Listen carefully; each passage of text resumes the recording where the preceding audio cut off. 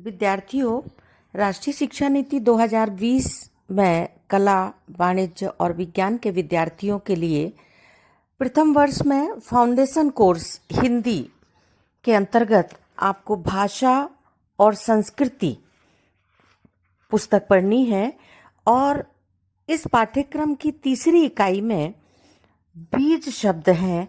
बीज शब्द में अवधारणा किसे कहते हैं, ये आपको जानना है। तो आइए आज चर्चा करते हैं अवधारणा पर। अवधारणा या संकल्पना, जिसे अंग्रेजी में कॉन्सेप्ट कहते हैं, ये भाषा दर्शन का शब्द है। अवधारणा का संबंध एक अमूर्त विचार की मानसिक प्रतीति से है।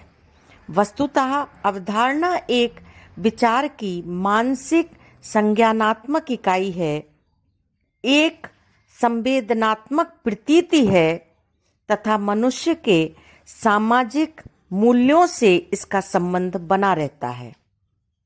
अवधारणा हमेशा भाषा के माध्यम से अभिव्यक्त होती है। इसका सामाजिक महत्व होता है। यह एक विचार का मानसिक बोध है, मनुष्य की चेतना का अनिवार्य तत्व है। किसी वस्तु को समझने में ये सहायक होता है। अर्थ को वस्तुओं के मानसिक बिंब के साथ जोड़ने के लिए हमें अवधारणा से मदद लेनी पड़ती है। अवधारणा हमारी चेतना में संचित वस्तुओं के संवेदनात्मक बिंबों को स्वतंत्र रूप से संज्ञानात्मक इकाई के रूप में व्यवहृत करने की संभावना प्रदान करती है। अवधारणा में सम्मिलित विषयों, वस्तुओं तथा घटनाओं आदि का संवेदनात्मक सामान्यीकृत बिंब मनुष्य की चेतना में लंबे समय तक संचित रहता है। अवधारणा का हमारे जीवन में बहुत महत्व है। आइए अवधारणा की विद्वानों ने क्या परिभाषाएं दी हैं, ये जानते हैं।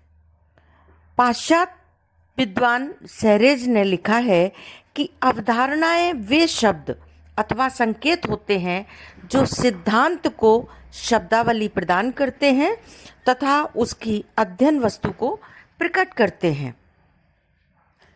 श्रीमती पीवी यंग ने लिखा है कि तथ्यों के प्रत्येक नए वर्ग, जिसे कि अन्य वर्गों से निश्चित विशेषताओं के आधार पर पृथक कर लिया गया हो, एक नाम, एक लेबल दिया जाता है, उसी को अवधारणा कहा जाता है।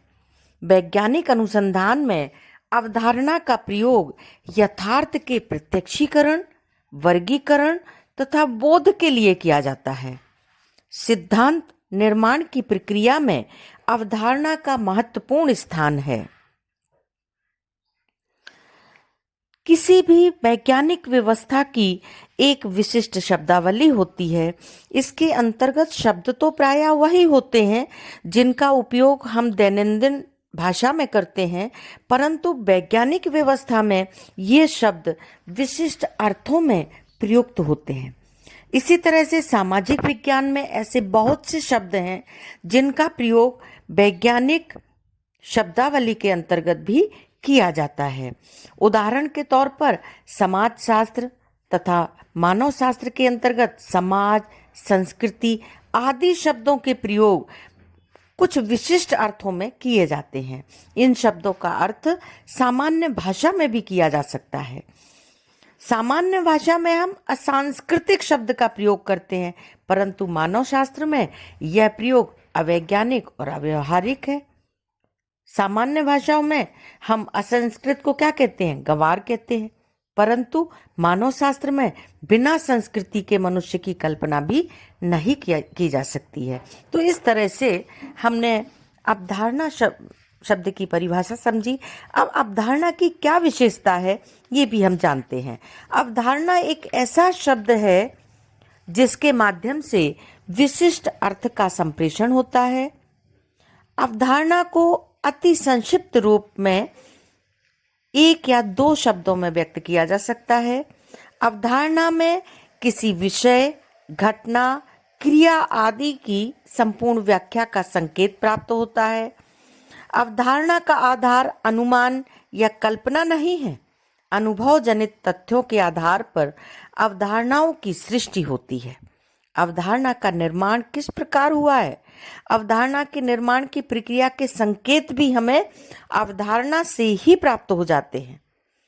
तो इस प्रकार से अवधारणा सिद्धांत निर्माण की एक कड़ी है। अवधारणा स्वयं में न तो कोई सिद्धांत है और न सिद्धांत का संक्षिप्त रूप है। अनुसंधान एवं ज्ञान क्षेत्र के विस्तार के साथ साथ अवधारणाओं में भी बदलाव आ जाता है। अनुसंधान प्रक्रिया में अवधारणा परिवर्तनशील है। अनुसंधान प्रक्रिया में जैसे जैसे हमें अपनी वैज्ञानिक व्यवस्था के नए आयाम प्राप्त होते जाते हैं, वैसे वैसे ही अवधारणाओं के औचित्य या अनौचित्य हमारे समक्ष स्पष्ट होते हैं।